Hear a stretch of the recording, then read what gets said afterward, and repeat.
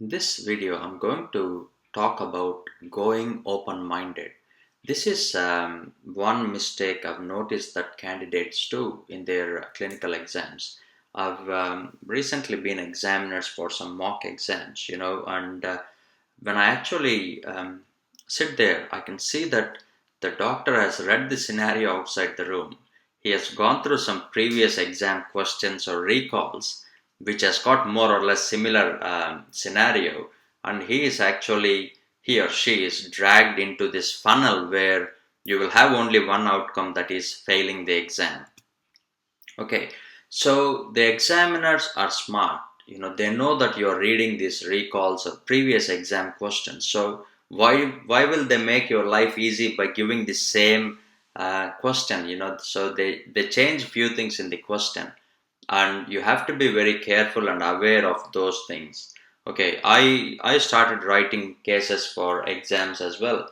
For mock exams and things like that, and they have clearly given instructions on how to write the exam cases.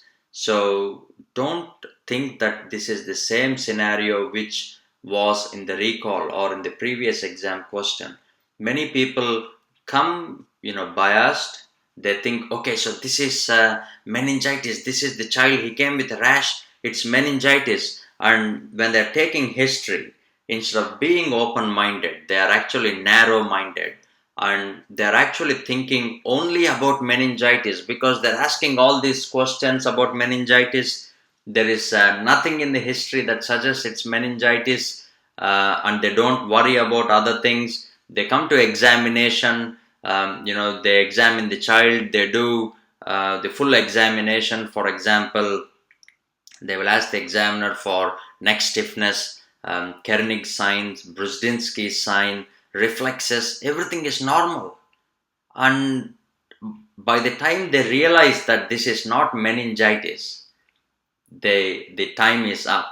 And again, as I said, there is only one outcome if you are not going open-minded, or if you think this is this scenario, you're reading outside the room, you read this, yes, I got this, this is cholangitis, or this is cellulitis, and they come inside the room and ask only about that, and they get into big trouble. Okay, so instead of that, don't do that. When you're reading outside the scenario, think, okay, so these are my probable diagnosis. Okay, this could be cellulitis, but I will be ruling out other things as well.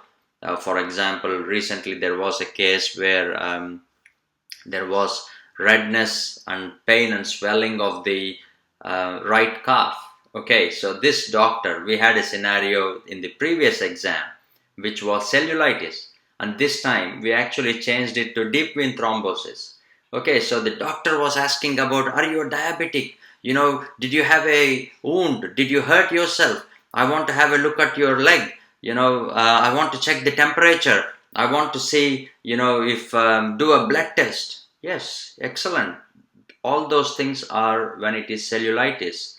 But if you are not going open-minded, or if you are, biased in your mind, if you are only thinking about one diagnosis, believe me, this doctor failed because he thought about cellulitis. He was looking for, signs of infection and inflammation, and he went into blood tests. He was ordering ESR, CRP, and everything was normal. And by the time he realized this is not cellulitis, the time is over, and I had to fail him because he missed the diagnosis of deep vein thrombosis, which is a red flag and a critical error. So I had to fail this doctor. I felt sad for him. But if you go up, if you're just biased, if you think, okay, this is this, I'm going inside ruling out this one, you'll be in big trouble. Believe me, always go open-minded. Not only here, in your real life as well. Have a working diagnosis. Okay, you can say something like this. This says this is a 70-year-old male, is a known diabetic, complaining of, pain and redness in the left calf. Okay, so it could be cellulitis, but what are the other differential diagnoses, I need to think of? Calf, obviously you need to think about deep vein thrombosis because that presents exactly like that. Okay, so Be open minded. That's the tip I want to teach you in this video.